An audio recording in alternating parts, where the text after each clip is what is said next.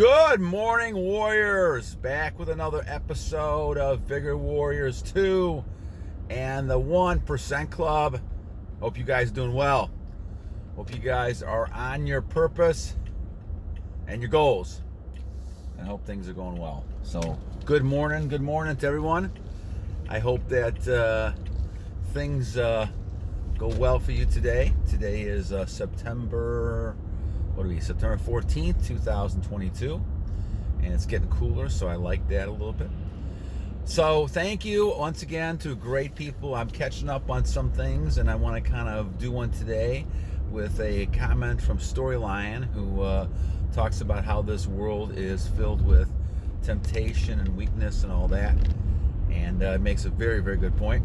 And I also want to thank Al Z for a nice comment, and also Abstract 1015. You guys made some nice comments, and I appreciate those, as I do everyone. I appreciate all the support, subscriptions, likes, all the types of things you guys are doing to help us try to get the word out. And like I said, I'm not interested so much in any sort of publicity or any sort of money for this kind of stuff. I'm more interested in just getting the idea out, and that's the main thing. So certainly any way you want to help is really grateful, and whether it's saying comments, saying a nice word, that's wonderful. All right, so Storyline had an interesting type of comment that I want to kind of focus on. He had talked about the fact that the modern world is pushing weakness and temptation. And he is very, very correct, in my opinion. I think that you could just see it in all the things we do. They want people divided. They want people weak, obviously, so that it can be conquered in one way or another.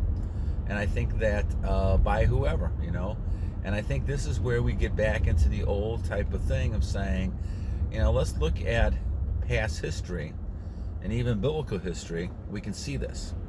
We can see the same thing that happened when it came to the old Sodom and Gomorrah way back in the old days. I think the Bible is such a very practical type of thing, because every story in that Bible has been retold in different forms, different people over the years, thousands of times. But it's the same old story. And the story of Babylon, the story of Sodom and Gomorrah, is the same one. Is the fact that at some point, when people, are able to kind of do their own thing, and they're free to do what they want to do, a lot of times what ends up happening after a period of time is that they become tempted by the devil, by the evil one. And so what ends up happening then is they end up falling for weakness, temptation. They become weak. And so it's very important to know that. I had an interesting type of discussion yesterday with someone who was talking about stress and cortisone. And I think that there's some interesting studies there talking about how the fact that, stress can affect your energy. And I think it does. I think the more stress you have, that's the case. And so the pressure being put on society when it comes to money, when it comes to relationships, having families, or just having partners, is tremendous, especially on younger people. And so when you look at this, it's very easy to kind of tell that unless you're really kind of grounded in something, it's hard to not avoid the temptation and weakness. And I felt that for years myself, so I know kind of what I mean when I'm saying on this one. Because the thing is that when you feel this way, you feel like there's very little hope. And I think the long-term goal for the devil is to have you give up on God, and to basically say that I believe in you now, that I believe that I am the world, and I'm the one that's in charge, I'm God, and that you are, the God out there. And so I think as you look at all these type of things that we see, it's very apparent to know that this world, directly or indirectly, is giving out messages that are going to be destructive and filled with temptation. I think the evil one in this world realizes that the only way to get you to denounce God is to basically have you fall for all kinds of temptations. And that's why one of the reasons why I go into monk mode. I think there's times where we are all caught, and I've been caught many times myself. And you have to go ahead and say, okay, stop it. Let's stop it right now. Let's stop it and move forward before you get into any more serious kind of issues with this. And for me, it's been a process. It has to be a process. It's been a long process that I had to take step by step, and now I realize that it was worth it in the long run, but it wasn't easy because I had a lot of doubts and I had a lot of things that I didn't understand about all of this. And so as I approach, I think it's 831 days, something like that, today, it is difficult to stay on your journey. It gets a little bit easier. I think a lot of people have mentioned that. It does get easier in some ways, but can also be surprised and caught by temptation and weakness because the world has it all around us. All you gotta do is turn on a TV set. All you gotta do is turn on the internet. All you gotta do is kind of look, and you'll see pictures and you'll see all kinds of stuff that's portraying it. Now, it affects men in a different way than women, because remember, men are very visually oriented. What men see is a visual type of thing. And so as you see this, you'll recognize that the visual part of things is very crucial to men. This is why men get caught up a lot more in pornography than women. Because to women, the relationship is a little bit different than to men. And when it comes to all this kind of stuff. And when it comes to being a masculine man and a feminine female, a lot of times the ideas and the images are really more of something like dominance and control and security, those type of issues. And a lot of that stuff is not stuff that women find that attractive in porn. And so that's why this really becomes more of a male problem. And obviously the end result is males tend to lose energy. And once they lose energy, then they become weaker. And so it becomes a very deadly cycle, in my opinion. And I've seen it many, many times. It becomes a very deadly cycle for one to be able to overcome. And so I think that the comment that Storyline is making is very accurate. In this world that we're facing a lot of temptation and a lot of weakness.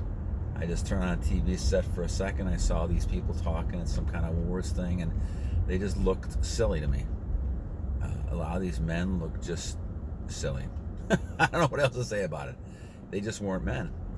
I don't know what that was that I saw. But they think this is something that, it's kind of like they're living in their own echo chamber. Or what I mean by that is they're listening to themselves only. They think this is the new age or the new way to be. Well, nothing is new about it. They said it was a new age back in 1983 too, when I was looking at things. Nothing is the new age, because everything repeats itself. Unless I go back to the Bible again for this and talk about the fact that temptation and weakness has been around for thousands of years. It is part of the human nature and the battle between the evil one and the Lord. And when you look at this, you have to kind of decide what side of the fence you're going to be on. Are you going to make mistakes? Well, that's why Jesus died for our sins. We are going to make mistakes. But to purposely try to go against God all the time and to shut him out, eventually is going to come back. He's only going to have so much patience, and you're going to have to then find a way to fight all that, because it only took an hour to destroy Babylon. I'm not sure how long it took to destroy Sodom and Gomorrah, but I don't think it was very long either. I think it was probably under an hour. And so once again, all of a sudden, the volcano comes down, everybody's turned to salt, or not, or they're turned to And I think it was Lot's wife, if I believe right, that didn't make it. And so what happens is that we're all going to be judged in that way. And whether it's a volcano or something like that happening, we all have to be on guard. And that's why we have to be careful every day to try to be in the Lord and in your God, and try to talk to him, and to be able to say, I'm sorry for my sins, I apologize, I ask for forgiveness, and I will continue to try to do my best I can. Now, the powers that he has, he's going to protect you, in my opinion. That's why you have faith and hope and love. And the thing is, you have to continue going on and being strong, and being that strong male we need. And I think that's what Storyline is really saying. And so a shout out to you, my friend. You are exactly right. The Storyline, I think it's Storyline Productions really hits it right on the head. We need to have more strong males. We need to have people who are not afraid to say no to anything. And it goes back to self-control. Not afraid to say no to retention. Not afraid to say no to women. Not afraid no to say to men. Be leaders out there. Take the bull by the horn and say, this is the way life is going to be. And in this way, you become that dominant person. Now, I don't mean dominant in a way to slave people. I'm talking more dominant that you're strong, confident, and people look up to you and respect you. And I think this is the key, especially when you're younger. I think as you get older, you get a little bit more of a reputation. You get a little more of leeway on that, and people understand as you get older, it's not looked upon the same way. Though I will say that it's always interesting to me to see how people react to my retention and all those type of things, because I still get a lot of the same benefits as a lot of young guys do. It's just that I just don't. First of all, they're not as important to me in that way, but they also are things that I can tell. So I don't care if you're 60, 80. I'm sure at 80 years old it's going to be the same way. Those benefits are tremendous. That's why you get people who can live to 120, 130 years old. And that's what I'm hoping to do as well, to kind of live as long as I can. Because I enjoy life. I think part of it, and this is a good point, when you're looking at the temptation and weakness that Storyline Production is talking about, you're really talking about having weaknesses because you're bored or you're unhappy. And you're trying to look at how to make yourself happy. And so a lot of people go into, all these type of deviant types things, thinking, well, that's what making other people happy. And they follow like sheep because other people are happy. That way they think they're going to be happy too. Well, what ends up happening is they're not happy, and they fall more into that pit of destruction. And so as you go through, you have to realize that, the happiness comes from within. If you're achieving your goals, if you're doing what you have to do, and you're on your purpose, and you're moving ahead, and you fall happy within yourself, you're able to go ahead and say, okay, I'm moving ahead. I don't need that kind of other stuff in my life. And so as I focus on this, the journey becomes a little bit easier because you become a lot more confident. And I think that's really a big key to all this. And so as you retain more, and as your streak goes longer, you'll see your confidence level go higher, and everybody around you will notice that, and you'll notice that. And so you won't have as much of a stress level because you're able to control a lot more of that. You won't be depressed. You won't be anxious. You'll be happy in the life, and you want to live a longer life. And I think this is the key to the whole thing. But it starts with some level of self-control. And I think the biggest level of self-control you can have, besides all the addictions we talk about, is really the whole idea of semen retention. And if you're able to control yourself that way, you're able to help kind of move yourself along and become a lot more stronger in the things you do. I got my crazy things always bop in the background. So anyway, I think the key to a lot of it is to have yourself grounded. I ground myself in the Lord Jesus Christ. I think in your God, we have people from different religions who are all kind of our viewership. So you have to find that situation, that God that you're talking with in your own way, in your own situation. And I think it's a personal type relationship you have with the Lord. And I think once you start establishing that, you'll see that he talks about self-control a great deal. If you look at the Bible, there's lots of stories about self-control.